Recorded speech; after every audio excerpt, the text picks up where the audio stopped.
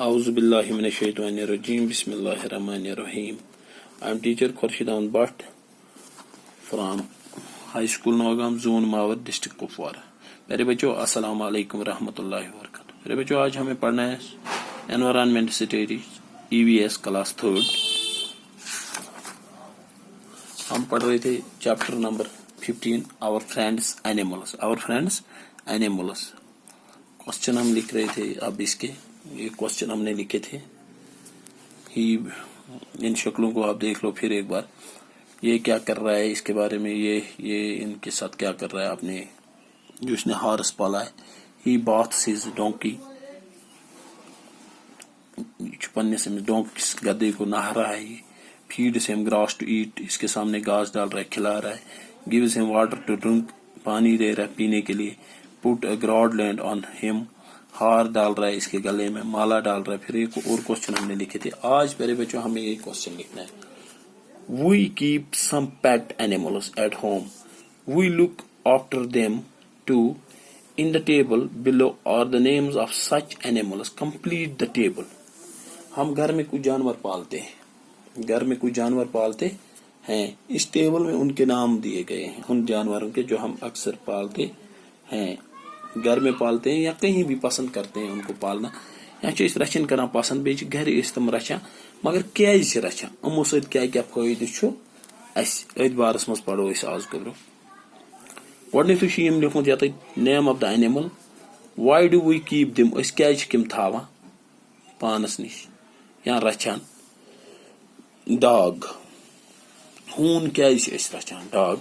It provide scooty, ताकि सह थावान रात यून सह वो क्रैक करान, बे ठहरान अत एरिया मज पे कह यनस। या फसल या बकरवाल हून रचान, तम मालस रच कर खतर रचान।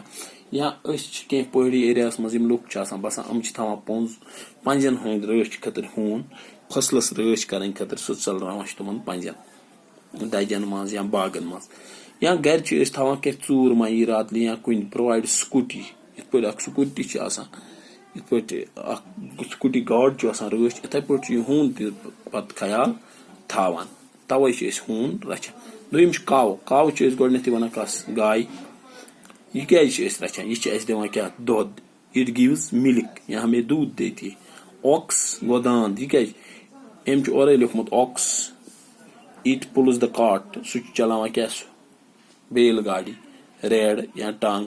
मगर कम खतर वो पहाड़ी एरिया मज यथ एरिया मज बसान वल कम खतर दांद रचान। Helping in the ploughing the field,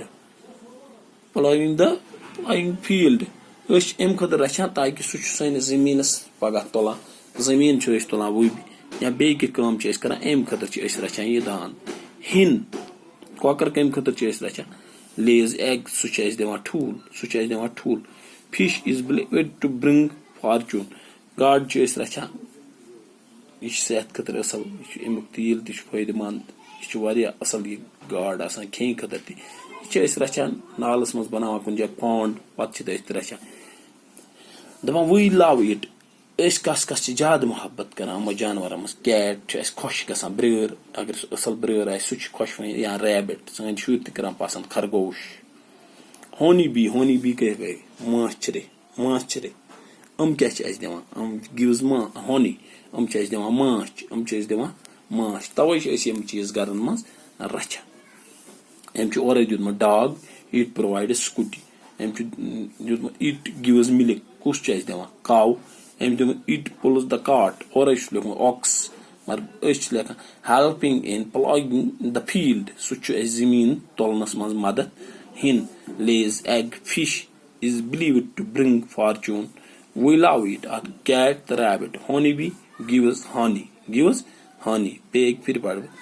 we keep some pet animals at home, we look after them too, in the table below are the names of some such animals, complete the table। name of the animal, why do we keep them, जानवर हंद नाव तो क्या रचान या पानस नश थावान। Dog, it provide security. Cow, it gives milk. Ox, it pulls the cart. Hen lays egg। Fish is believed to bring fortune. cat, rabbit, we love it. Honeybee gives honey. अरे बच्चों ये टेबल लिखियो तुम sorry पन ये सवाल copy पे बे करियो याद यम लफ्ज इंशाअल्लाह मे उम्मीद तो करियो यम याद पे लिखियो तुम पन कापी पे बे खोलियो तुम पन ये किताब पेज नंबर 94 छु पेज नंबर 94 बे ये lesson our friends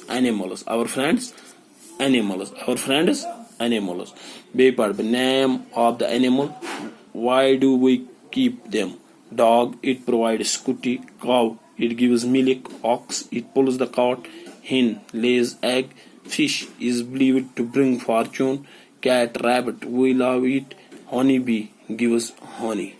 Shabash, thank you. Assalamu alaikum warahmatullahi